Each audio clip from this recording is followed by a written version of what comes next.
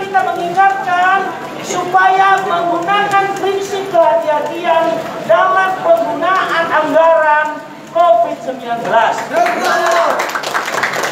Nanti kami bisa beri kepada adik-adik apa rekomendasi kami pada saat itu.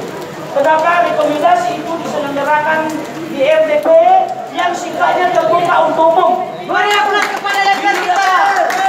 Ada keterbukaan itu yang kita harapkan. Jadi sejak awal memang kita sudah mewanti-wanti Pemkab Nias dan Rumah Sakit Umum Gunung Sitoli supaya bertindak profesional.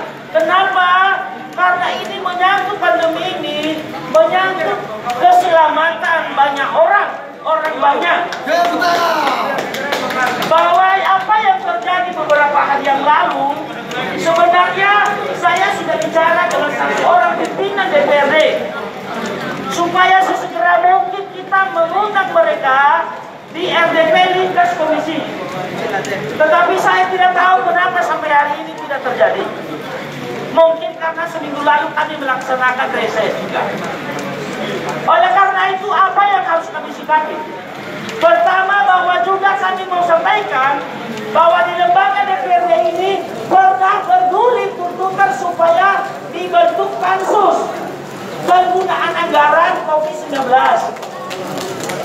Tetapi ide itu senyap begitu saja.